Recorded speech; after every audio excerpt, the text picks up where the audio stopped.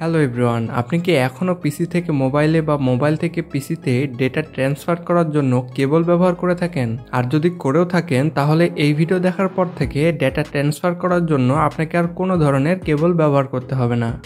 So এই ভিডিওতে আমরা দেখব কিভাবে ওয়্যারলেসলি মোবাইল থেকে পিসিতে বা পিসি থেকে মোবাইলে হাই স্পিডে ডেটা ট্রান্সফার বা ফাইল ট্রান্সফার করতে হয়। কোনো কেবল ছাড়া এক ডিভাইস থেকে অন্য ডিভাইসে ফাইল ট্রান্সফার করার জন্য অনেকগুলো পদ্ধতি আছে, যেগুলো নিয়ে আমি পরবর্তীতে আলোচনা করব।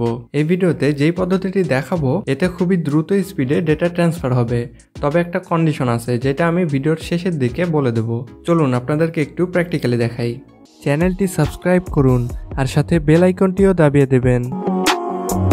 তো প্রথমে আমাদের মোবাইলে একটা অ্যাপস ইনস্টল করে নিতে হবে। সেজন্য আমরা সরাসরি প্লে স্টোরে চলে যাব। এরপরে সার্চ অপশানে গিয়ে আমরা এফটিপি সার্ভার লিখে সার্চ দিব। এফটিপি সার্ভার লিখে সার্চ দেওয়ার পরে এখানে ওয়াইফাই এফটিপি সার্ভার নামে একটা অ্যাপস চলে আসবে। এটার উপরে আমরা ক্লিক করব।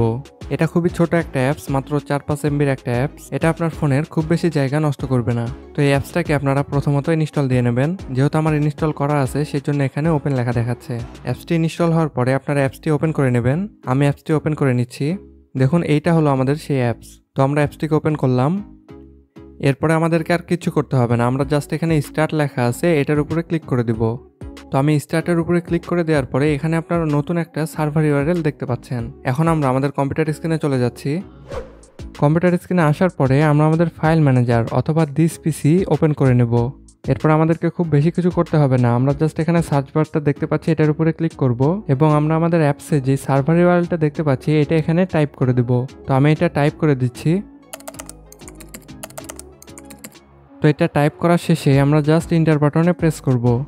তাহলে আমরা দেখতে পাচ্ছি আমাদের ফোনের ফাইল ম্যানেজারটি এখানে ওপেন হয়ে গেল। এখন এখান থেকে আমরা অ্যাজ ইউজুয়াল যেভাবে ডাটা ট্রান্সফার করে থাকি সেইভাবেই খুবই ফাস্ট স্পিডে ডেটা ট্রান্সফার করতে পারবো।